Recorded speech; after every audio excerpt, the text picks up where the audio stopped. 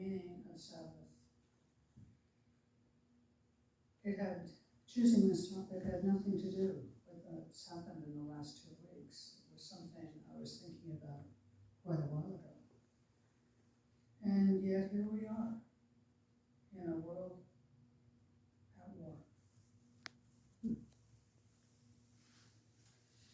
There are some tremendous ironies in all of this, and I'm sure that some of you have considered them.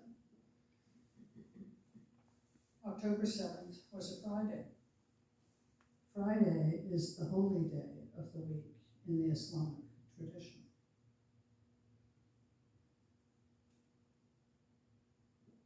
Islam prohibits murder, and yet, on Friday, October 7th at 6:30 in the morning, empowered angry men, as Thomas Friedman called them, began murdering. And they murdered hundreds of people very quickly. There's great sadness in the fact that they ignored the teachings of their own faith to become killers.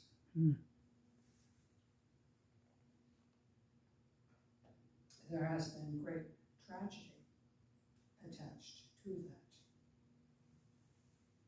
The killings didn't stop on the holy day of Friday.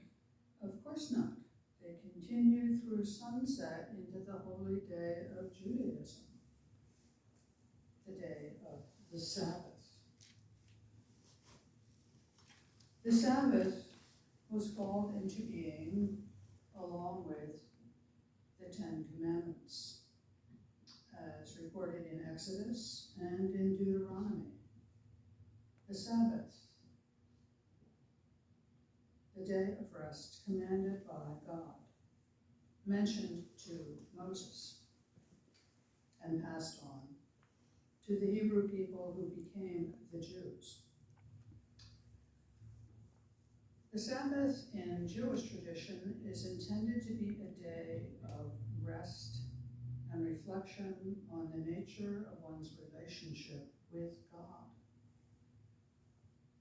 For strictly observant Jews, there is to be nothing else happening on that day. There is a whole list of activities that are actually forbidden on the Sabbath, including washing, cooking. You know the one about lighting candle. Well, you could light a candle, but not lighting electric switches. Joseph Lieberman, you may recall, Senator Joseph Lieberman from Connecticut, was famous for his observance, his strict observance of the rules of the Sabbath. He walked to temple. He walked everywhere he had to go, if he had to go. Someone else handled the electricity. He did not touch the light switches. It seems almost quaint now to think about that. And yet these rules were established to keep one focused in the spirit of Sabbath, to be in the spirit and not to be working. So many things were considered working. You could not carry things. That was working. You could not go to certain places. That was working. You certainly couldn't drive a car. That was working. It's interesting, and I don't mean to be, what should we say, incorrect about this, but if you saw the film Unorthodox, did you see that series? Yes. On television? In Unorthodox, one of the most disturbing elements was the fact that the young couple in it had sexual relations on the Sabbath. So I looked that up to see if that was permitted. And it is permitted as long as it's a successful expression of sexual release. In fact, in that story, there is no love during that experience. There is no love at all. The woman feels totally put upon by her young husband, who is clueless about his wife's body and about what having a sexual relationship with a woman means. And she ultimately runs away. Now, The point of allowing sexual relations during the Sabbath is it's intended to bring one closer to one's partner, in the same way that the Sabbath is intended to bring one closer to God. That's the reason that sexual activity is permitted during the Sabbath. Now, the Sabbath is a tradition that has come to the Christian world from the Jewish world. The Sabbath is considered the day that marked the completion of God's creation of the world. But you know this. It's the last day of the week. In the Jewish tradition, the first day of the week is Sunday. The last day of the week is Saturday. And so the Sabbath is on Saturday. It's not just on Saturday for Jews. It's also on Saturday for Seventh-day Adventists and other what are called Sabbatarian traditions, many of them particular sects of Christianity. It's interesting that Islam took on the day of Friday as the holy day. It had never been the holy day until Islam was created, but it became that. Christians nowadays, I'm going to go out on a limb here, do not regularly go to church on Sunday, do they? No, we all stopped doing that, those of us who grew up in Christian denominations. The Christian Sabbath is Sunday, and why is it Sunday? Because that's considered the day that Jesus rose from the dead. I never thought about that until I was looking up ideas about the Sabbath. I never understood why Sunday was holy in the Christian tradition that came out of Judaism. It made no sense to me. But that story does make sense. Now, not only is murder prohibited in the Ten Commandments, as in thou shalt not do murder. It's not thou shalt not kill. It's thou shalt not do murder.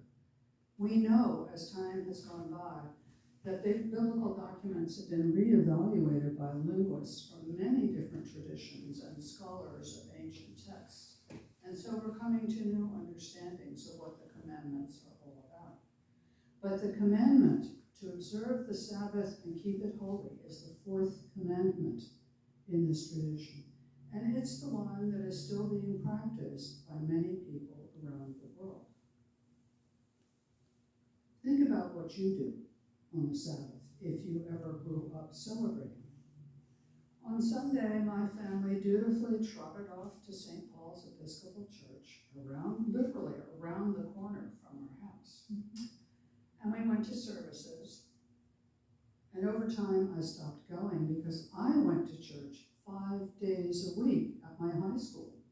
I didn't see any reason to go to church on Sunday, and eventually my parents agreed that I didn't have to go.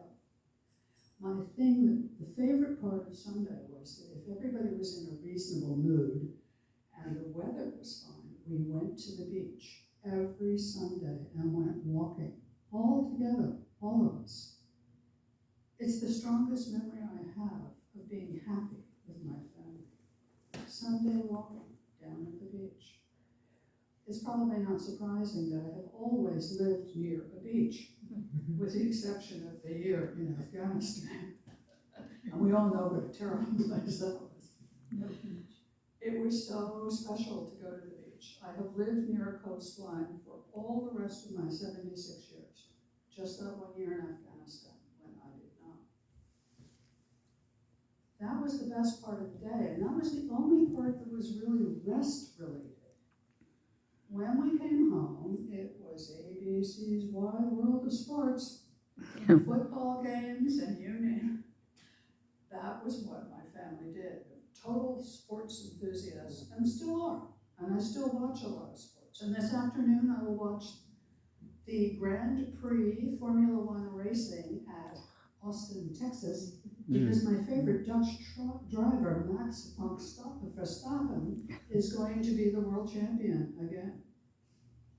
So I still split up Sunday. But I say to myself, is there any time for rest on Sunday? to say here and what I'm going to do here, it takes me into a completely different zone. Everyone who knows me knows that on Saturdays I'm totally preoccupied with what's going to happen on Sunday. Always. I get up at 4 in on Sundays to think about what it's going to be. My mind is a do. Will I mention this or that or this or that? And as I walk out the door, I think to myself, it's going to be what it's going to be once I'm standing here. And as you've noticed, it is what it's going to be. I started writing a sermon for today, and I thought, no, I'm just going to let the Spirit move me because I believe in the Spirit. I believe in the Spirit. So my brother got up and did the laundry, and then he vacuum cleaned my house, and I'm sitting in my quiet room thinking, please stop, please stop. I'm in my quiet place. But then I got into the car, and I listened to WQXR all the way down here, and I let go of all that. And when I sit in here, especially on a day like this, and I look out that window, and I see the light on the trees, and I listen to Dana Cunningham, whom I've been listening to for the last 2 days, I am in my Sabbath space. Sabbath is a mental space. It is not just a physical space outside. It is a temporal event in which we can take ourselves out of the world we live in, which is so damaged and so terrifying, and go to a place where we can rest, I once did a service on the 5 pillars of Islam. That was about 20 years ago. And in that service, I mentioned what it was like being in Afghanistan and Sarajevo and hearing the call to prayer 5 times a day for Muslims. And I said to myself, and I said to the congregation, what would it be like if we had minarets scattered around this building that called the faithful to prayer? Can you imagine how different that experience might be? We are in the world, but we are out of the world.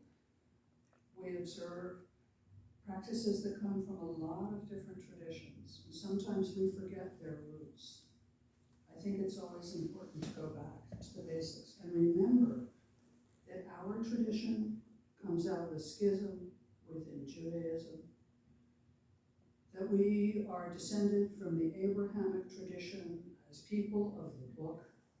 The Abrahamic tradition refers to Christianity, Judaism, and Islam, the 3 major monotheistic religions, I would say Unitarian religions, because they're all about the unity of God. And we are the ones who have progressed the most, whose traditions have changed, whose readings have changed, whose practices have changed more than any other. When my sister told her Jehovah's Witnesses congregation that her sister was a Christian minister, and she told me that, I thought, whoops, she doesn't know anything about Unitarianism. I don't consider myself a Christian minister. I grew up in a Christian family, but as I've said, I think before, I consider myself a Jesuit minister. Jesus was my first rabbi. I still think about Jesus. I don't worship Jesus as God. I revere him as a spiritual master. He is the one who said, the Sabbath was made for man. Man was not made for the Sabbath. He was attacked by Pharisees for gleaning wheat in the fields for his disciples when they were hungry and had no food. He was the one who raised Lazarus from the dead, even though it was a day that he shouldn't have done it. He was rebellious in his way because he wanted to refresh the traditions of the tradition he came out of.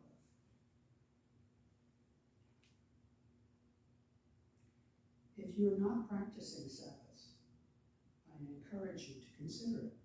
Even if it's only 15 minutes a day, Sabbath time, when you let go of everything outside and you go inside. You go inside to a place of rest. We need rest. The world needs rest. We are stressed out, we are burned out, we are overextended. Mm. Sabbath time is a place to let go of that.